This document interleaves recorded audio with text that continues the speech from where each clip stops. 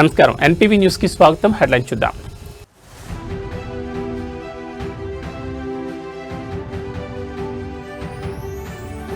తెలంగాణ కొత్త గవర్నర్ గా శివప్రతాప్ శుక్లా, జిష్ణుదేవ్ వర్మ మహారాష్ట్రకు బదిలీ.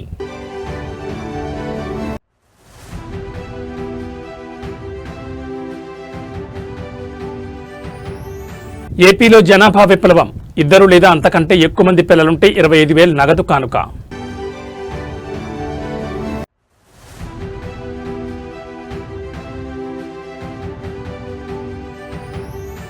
అలిపిరి నుంచి కాలినడకన తిరుమలకు, భక్తి పారవస్యంలో దేవర బ్యూటీ జాన్వీ కపూర్.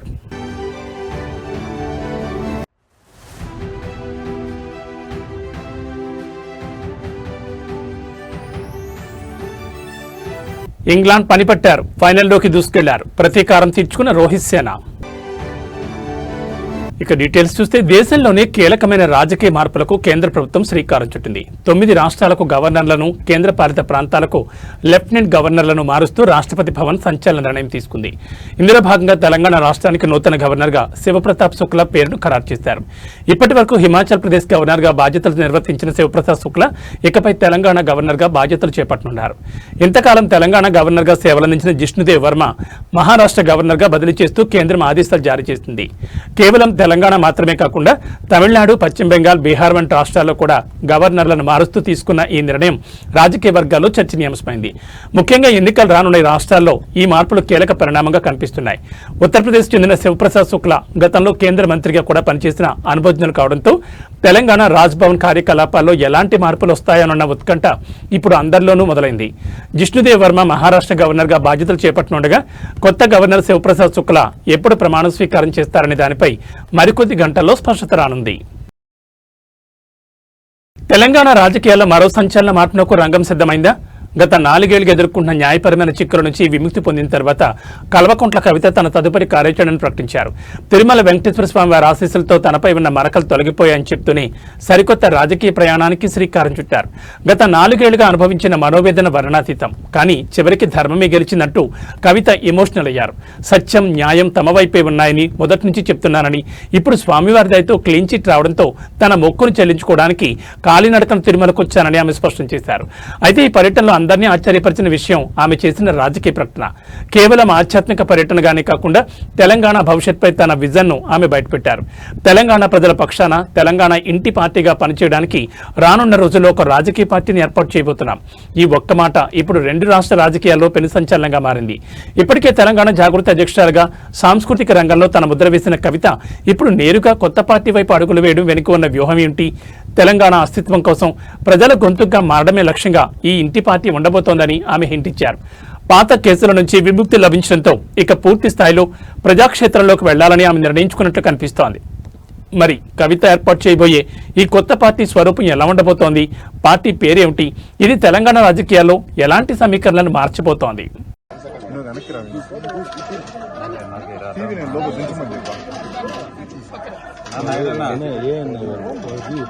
నీకు కావాలంటే తీసుకోకూడదు, నువ్వు పర్సనల్ అంటే మీడియా.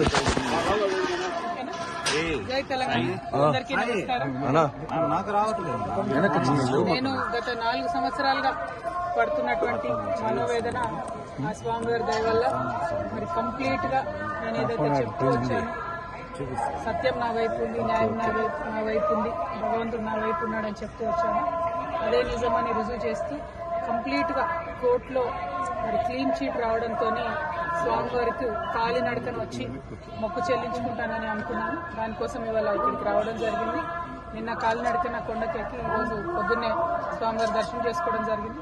మరి అదేవిధంగా రాబోయే రోజులలో తెలంగాణ రాష్ట్రంలో తెలంగాణ ప్రజల పక్షాన తెలంగాణ ఇంటి పార్టీగా పనిచేయడానికి ఫ్యూచర్లో పొలిటికల్ పార్టీని కూడా పెట్టబోతా ఉన్నాను.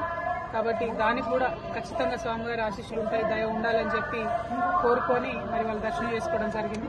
నేను ఎప్పుడు తిరుమలకు వచ్చినా ఒకటే కోరుకుంటాను, తెలంగాణ రాష్ట్రం బాగుండాలి, తెలంగాణ ప్రజలు బాగుండాలి, ఆంధ్ర రాష్ట్రం బాగుండాలి, ఆంధ్ర ప్రజలు బాగుండాలి. రాష్ట్రాలుగా మనం విడిపోయినా కూడా ప్రజలుగా కలిసి ఉండాలి, ప్రజలందరూ బాగుండాలని మనస్ఫూర్తిగా కోరుకుంటాను. అదే జరగాలని చెప్పి మళ్ళీ ఒకసారి భగవంతుని కోరుకుంటూ థ్యాంక్ యూ. జై తెలంగాణ, జై Andhra. The whole country has witnessed how I was in the last 4 years targeted politically, my image being tarnished, my name being dragged into unnecessary things. I've always said I am on the side of the truth, and I've always said I have divine blessings, and it has come true today after I've been honorably discharged from the Delhi liquor policy case. I have come to seek the blessings of Lord Balaji. I have climbed up all the 7 hills to reach him. I truly believe that when you are on the side of Satya and Dharma, God will definitely protect you. And soon, in a couple of months, I am also going to float a political party in Telangana. I am hoping Lord Balaji will bless me to serve the people of Telangana in a better manner. I would also like to seek the blessings of the people of the nation, because as a daughter of Telangana, I am making an effort to serve my people. But the entire nation has witnessed the way my name was tarnished and dragged into unnecessary things. So as a daughter of Telangana, I seek the blessings of the nation. Thank you. Jai Telangana. తెలంగాణలో అప్పుడే సూర్యుడి ప్రతాపం చూపిస్తున్నాడు. సాధారణంగా April May నెలలో ఉండే ఎండలు ఈసారి మార్చి మొదటి వారంలోనే జనాన్ని ఉక్కిరిబిక్కిరి చేస్తున్నాయి. హైదరాబాద్తో పాటు రాష్ట్ర వ్యాప్తంగా ఉష్ణోగ్రతలు అమాంతం పెరిగిపోవడంతో వాతావరణ శాఖ కీలక హెచ్చరికలు జారీ చేసింది. హైదరాబాద్లో నేడు గరిష్ట ఉష్ణోగ్రత 34 డిగ్రీల సెల్సియస్గా నమోదైనప్పటికీ రాష్ట్రంలోని పలు జిల్లాల్లో ఇది ఇప్పటికే 38 డిగ్రీల సెల్సియస్ నుంచి 40 డిగ్రీల సెల్సియస్కు చేరుకుంది. ఉత్తర మరియు మధ్య తెలంగాణ జిల్లాలో గరిష్ట ఉష్ణోగ్రతలు సాధారణం కంటే 2 నుంచి 3 డిగ్రీలు అధికంగా నమోదవుతున్నాయి. ఉత్తర భారతం నుండి వీస్తున్న పొడి గాలుల వల్ల గాలిలో తేమ శాతం గణనీయంగా పడిపోయింది. ప్రస్తుతం హైదరాబాద్లో హ్యూమిడిటీ కేవలం 12% మాత్రమే ఉంది. ఖమ్మం, ములుగు, ఆదిలాబాద్ మరియు జగిత్యాల జిల్లాలో ఎండ తీవ్రత ఎక్కువగా ఉంది. ముఖ్యంగా ములుగు జిల్లా మంగపేటలో అత్యధికంగా 39 డిగ్రీల ఉష్ణోగ్రత నమోదైంది. రానున్న 48 గంటల్లో ఈ ఉష్ణోగ్రతలు 41 డిగ్రీల మార్కును కూడా దాటే అవకాశం ఉందని నిపుణులు హెచ్చరిస్తున్నారు. తీవ్రమైన ఎండల దృష్ట్యా మధ్యాహ్నం 12 గంటల నుంచి సాయంత్రం 4 గంటల వరకు అత్యవసరమైతే తప్ప బయటకు రావద్దని వాతావరణ శాఖ సూచిస్తోంది. ముఖ్యంగా వృద్ధులు, చిన్నారులు వడదెబ్బ తగలకుండా జాగ్రత్త వహించాలి. శరీరంలో నీటి శాతం తగ్గకుండా నిమ్మరసం, కొబ్బరి నీళ్లు, మజ్జిగ వంటి ద్రవ పదార్థాలు ఎక్కువగా తీసుకోవాలి. మార్చిలోని పరిస్థితి ఇలా ఉంటే ఇక రాబోయే ఏప్రిల్ మే నెలలో ఎండలు ఏ స్థాయిలో ఉంటాయోనని సామాన్యులు ఆందోళన చెందుతున్నారు. మార్చి 18 తర్వాత అకాల వర్షాలు కురిసే అవకాశం ఉందన్న అంచనాలు కొంత ఊరటనిచ్చినా అప్పటి వరకు ఈ భానుడి భగభగలు తప్పేలా కనిపించడం లేదు. జనాభా నియంత్రణ నుంచి జనాభా పెంపు వైపు తెలుగు రాష్ట్రాలు అడుగులు వేస్తున్నాయా? ఇప్పటి వరకు ఒక్కరు ముద్దు ఇద్దరు చాలు అన్న నినాదం వినిపించిన చోట ఇప్పుడు ముగ్గురుంటేనే మెరుగైన భవిష్యత్ అనే సరికొత్త వాదన వినిపిస్తోంది. ఈ క్రమంలోనే ఆంధ్రప్రదేశ్ ముఖ్యమంత్రి చంద్రబాబు నాయుడు అసెంబ్లీ వేదికగా ఒక సంచలన ప్రకటన చేశారు. ఇద్దరు లేదా అంతకంటే ఎక్కువ మంది పిల్లలున్న తల్లిదండ్రులకు 25,000 ఆర్థిక సహాయం అందజేయనున్నట్లు వెల్లడించారు. ఇక్కడ ఒక విషయాన్ని గమనించాలి. ఈ 25,000 నగదు ప్రోత్సాహం పథకాన్ని ప్రకటించింది ఆంధ్రప్రదేశ్ ముఖ్యమంత్రి చంద్రబాబు నాయుడు.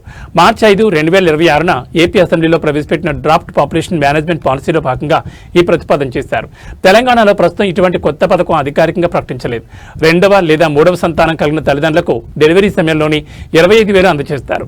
ఆ బిడ్డకు 5 ఏళ్ల వయసు వచ్చే వరకు నెలకు 1,000 రూపాయలు చొప్పున ఆర్థిక సహాయం, 18 ఏళ్ల వరకు ఆ బిడ్డకు పూర్తి ఉచిత విద్య అందించేలా ప్రణాళిక, ప్రభుత్వ ఉద్యోగులకైతే 3వ సంతానం కలిగే సమయంలో పితృత్వ సెలవులు కూడా మంజూరు చేయాలని యోచిస్తోంది.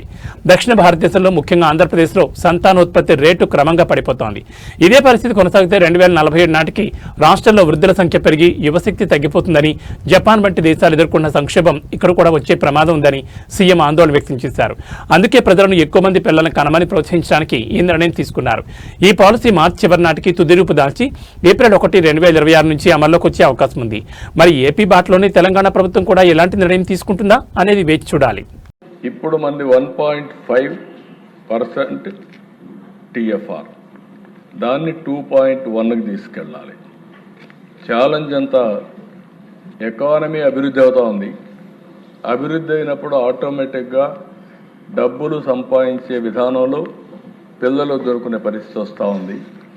దీనివల్ల చాలా దేశాలు ఇబ్బంది పడ్డాయి.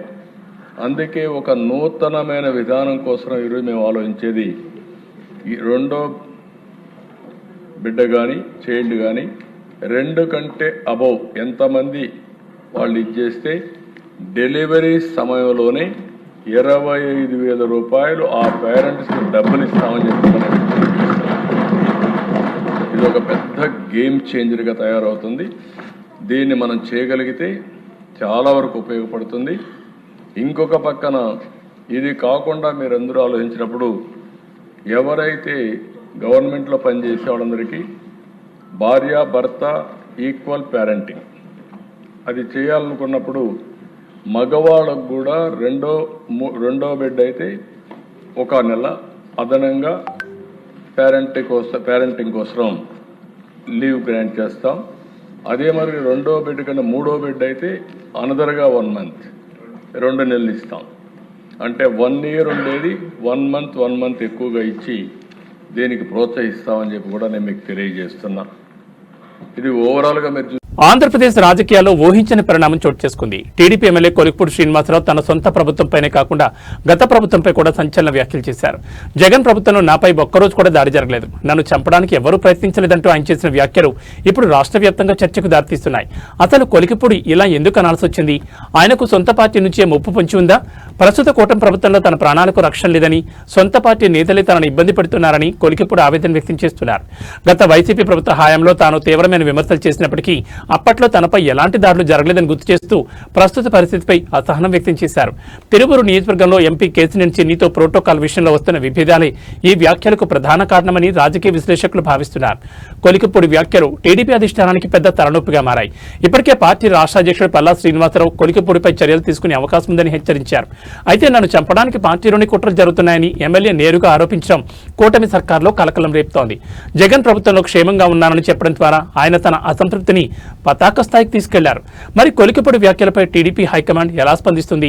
ఆయన అన్నట్టుగానే నిజంగానే ఆయనకు ప్రాణాలకు హాని ఉందా, లేక ఇది కేవలం రాజకీయ పైచేసి కోసం చేస్తున్న విమర్శలా? వేచి చూడాలి. నా మీద కేసులు పెట్టారు. జగన్మోహన్ రెడ్డి గారి ప్రభుత్వం నా మీద ఎన్నో కేసులు పెట్టారు, అరెస్టు చేశారు, చాలా కేసుల్లో నోటీసు ఇచ్చి వదిలేశారు. కొన్ని కేసులు ఇప్పుడిప్పుడే మంగళగిరి కోర్టులో కొట్టేస్తున్నారు.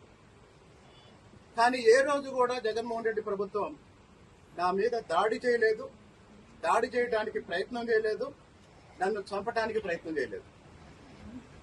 కానీ మొన్న నెమలి కళ్యాణోత్సవంలో ఎప్పుడైతే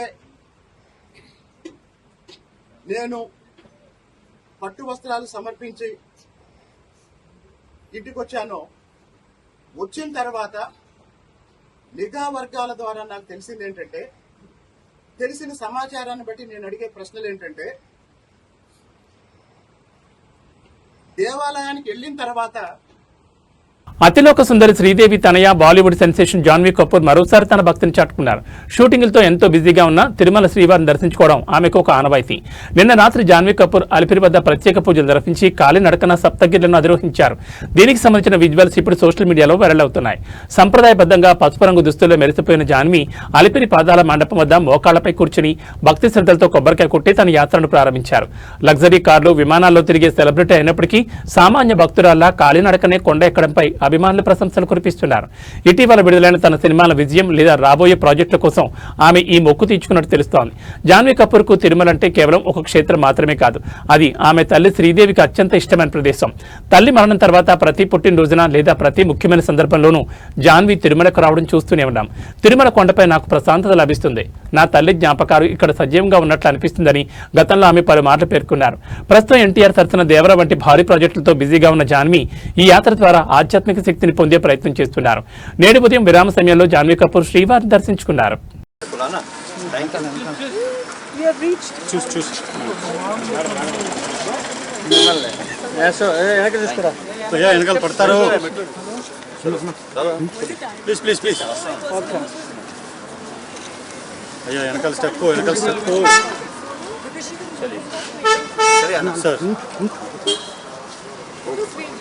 Looking behind, we just Thank you, Anna.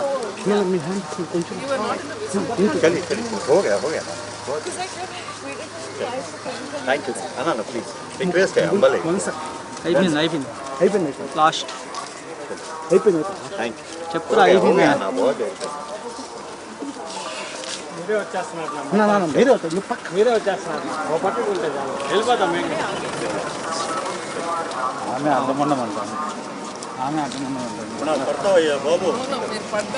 One second madam ఒక్క ఫోటో వచ్చేసి వెళ్ళిపోతాను మేడం ఎందుకురా Anna, be careful. నీ పక్కన వెనకాల వచ్చే సాయి వెనకాల సైడ్కి రా వెనకాల వస్తే తగులుకుంటారు కాలు తగులుకుంటారు Sai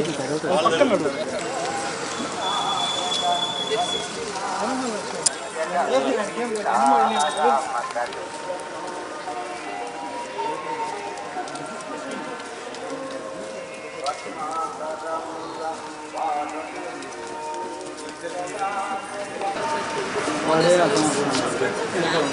was on a red t-shirt. I'm easy to 350 steps. Same here. And in the middle he stopped for a bit. సోదరా డౌన్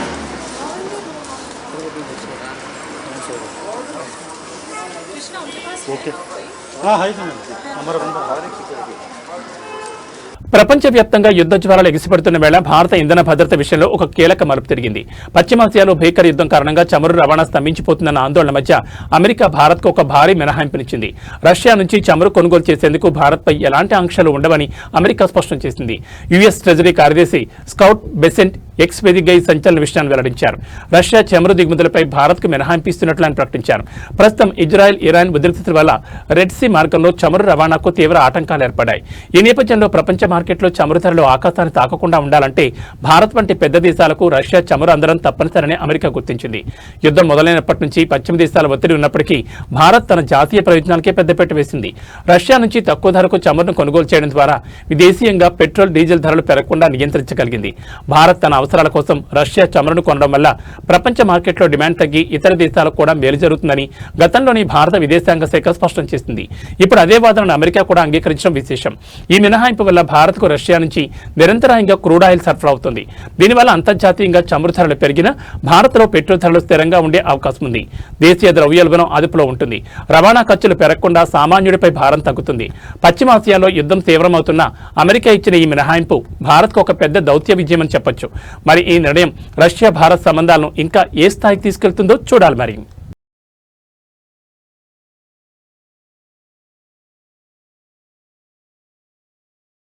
సాధారణంగా నిరసన అంటే పనులు ఆపేయడం, రోడ్ల మీదకు రావడం లేదా ధర్నాలు చేయడం చూస్తుంటాం. కానీ కేరళలోని ఆర్టీఓ కార్యాలయాల్లో ఉద్యోగులు ఒక వినూత్న నిరసన దిగారు. తమ డిమాండ్ సాధన కోసం పని ఆపేయడమే కాదు కదా, ఆఫీస్ వేళలు ముగిసిన తర్వాత కూడా అదనంగా పనిచేస్తూ ప్రభుత్వంపై ఒత్తిడి పెంచుతున్నారు. అసలు ఈ ఓవర్ టైం నిరసన వెనుక ఉన్న కారణాలేంటి, వారి డిమాండ్లేంటి?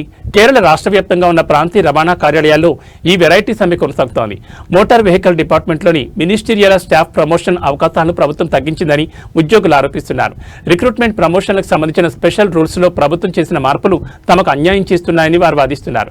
Kerala motor vehicle department staff association ఆధ్వర్యంలో ఈ నిరసన కార్యక్రమం జరుగుతోంది.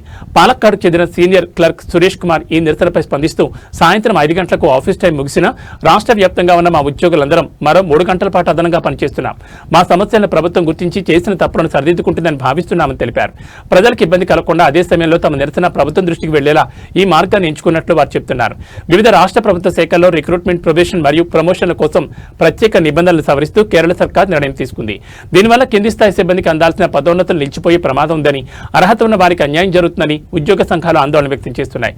పని ఆపేసి సమ్మె చేసే కాలంలో పనిచేస్తూనే నిరసన తెలుపుతున్న కేరళ ఉద్యోగుల తీరు ఇప్పుడు దేశవ్యాప్తంగా చర్చనీయాంశమైంది. మరి ఈ ఓవర్ టైం నిరసన చూసైనా కేరళ ప్రభుత్వం దిగి వస్తుందా, వారి ప్రమోషన్ల విషయంలో సానుకూల నిర్ణయం తీసుకుంటుందా చూడాలి. మరి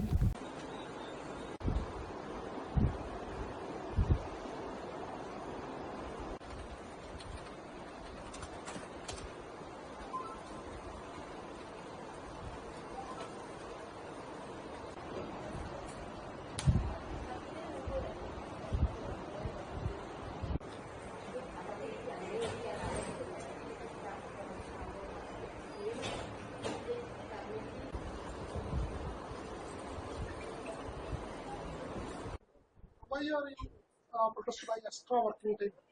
Because in all our strike, we are doing pen down strike.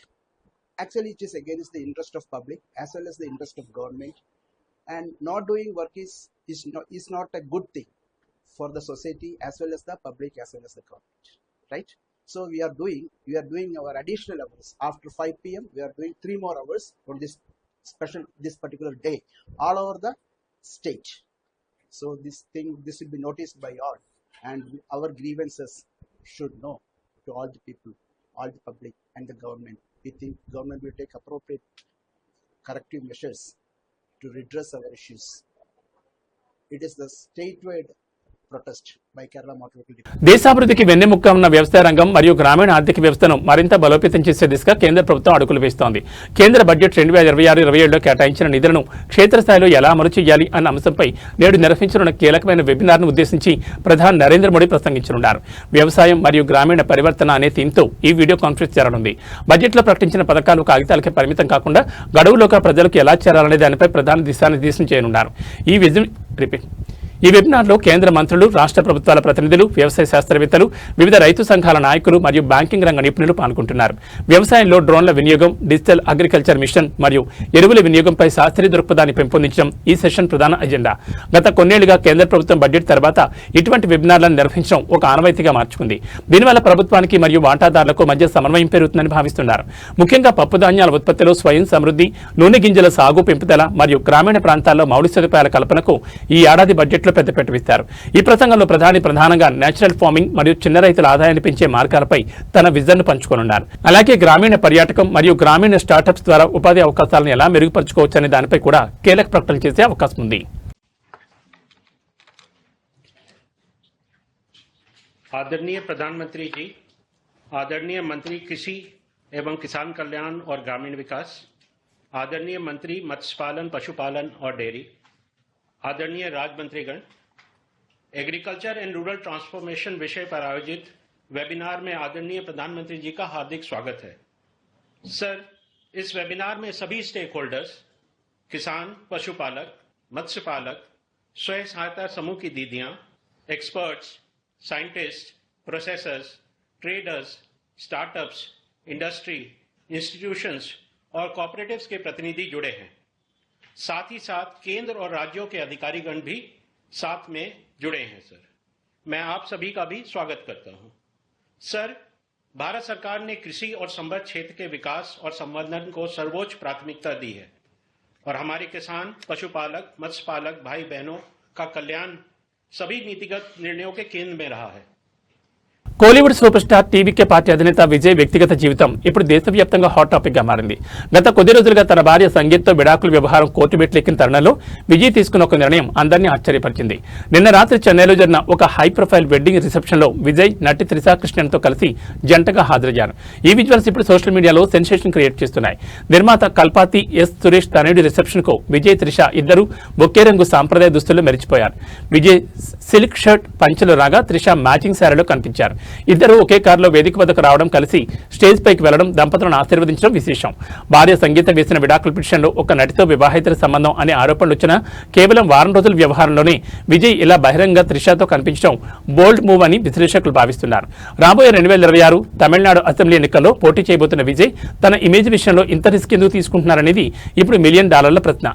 ఇది రూమర్లను నిజం చేయడమా, లేక మేము కేవలం స్నేహితులమే అని లోకానికి ధైర్యంగా చెప్పడమా అనే చర్చ నడుస్తోంది. మరోవైపు విజయ్ కుమారుడు జేసన్ సంజయ్ తన తండ్రిని ఇన్స్టాగ్రామ్ లో అన్ఫాలో చేయడం కూడా ఈ వివాదానికి మరింత ఆజ్యం పోసింది. సినీ కెరీర్ పరంగా లియో చిత్రంతో అలరించిన ఈ జంట ఇప్పుడు నిజ జీవితంలోనూ జంటగా మారబోతున్నారా అనే సందేహాలకు ఈ పర్యటన బలాన్ని చేకూర్చింది. సంగీత కోరినట్లుగా విజయ్ 250 కోట్ల భరణమిచ్చి ఈ వివాదాన్ని ముగిస్తారా, లేక కోర్టు విచారణలో మరిన్ని నిజాలు బయటకు వస్తాయా వేచి చూడాలి.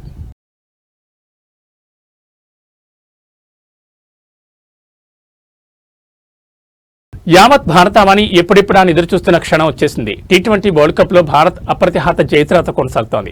సెమీఫైనల్ పోర్లో డిపెండింగ్ ఛాంపియన్ ఇంగ్లాండ్ మట్టి కరిపించి గర్వంగా ఫైనల్లో అడుగుపెట్టింది టీమిండియా. ఆఖరి బంతి వరకు ఉత్కంఠభరితంగా సాగిన ఈ మ్యాచ్లో 7 పరుగుల తేడాతో గెలిచి ఇంగ్లీష్ జట్టుపై ప్రతీకారం తెచ్చుకుంది రోహిత్ సేన. గత వరల్డ్ కప్ సెమీస్ లో ఇంగ్లాండ్ చేతిలో ఎదురైన ఓటమికి భారత్ సరైన బదులిచ్చింది. టాస్ గెలిచి తొలుత బ్యాటింగ్ చేసిన భారత్ నిర్ణీత ఓవర్లలో పోరాడదగ్గ స్కోరును సాధించింది. కెప్టెన్ రోహిత్ శర్మ మెరుపు ఇన్నింగ్స్ జట్టుకు మంచి పునాది వేసింది. స్వల్ప లక్ష్యమే అయినప్పటికీ భారత బౌలర్లు కట్టుదిట్టమైన బంతులతో ఇంగ్లాండ్ బ్యాటర్లను కట్టడి చేశారు. ముఖ్యంగా డెత్ ఓవర్లలో బుమ్రా, హర్షదీప్ సింగ్ తమ స్పెల్స్ తో మ్యాచ్ ను మలుపు తిప్పారు. ఈ విజయంతో భారత్ ఇప్పుడు టైటిల్ పోరుకు సిద్ధమైంది. టోర్నీ ఆరంభం నుంచి ఓటమెరగకుండా దూసుకుపోతున్న టీమిండియా ఫైనల్లోనూ ఇదే జోరును కొనసాగించాలని అభిమానులు కోరుకుంటున్నారు. మా బౌలర్లు మరియు బ్యాటర్ల మధ్య అద్భుతమైన సమన్వయం ఉంది. ప్రతి ఒక్కరూ తమ బాధ్యతను సక్రమంగా నిర్వర్తించడం వల్లే ఈ విజయం సాధ్యమైందని మ్యాచ్ అనంతరం కెప్టెన్ రోహిత్ శర్మ వ్యాఖ్యానించారు. మరికొన్ని గంటల్లో జరగబోయే గ్రాండ్ ఫైనల్ కోసం దేశమంతా సిద్ధమవుతోంది. వరల్డ్ కప్ ట్రోఫీని భారత్ ముద్దాడుతుందా, చరిత్రను తిరగరాస్తుందా అనేది ఇప్పుడు $1 మిలియన్ ప్రశ్న.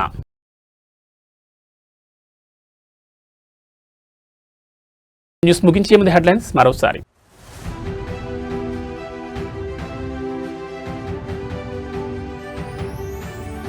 తెలంగాణ కొత్త గవర్నర్గా శివప్రతాప్ శుక్లా, జిష్ణుదేవ్ వర్మ మహారాష్ట్రకు బదిలీ.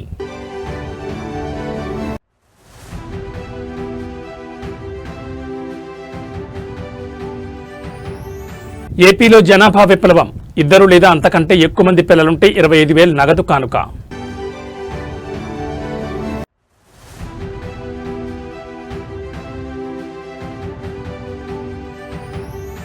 అలిపిరి నుంచి కాలినడకన తిరుమలకు భక్తి పారవస్యంలో దేవర బ్యూటీ జాన్వీ కపూర్.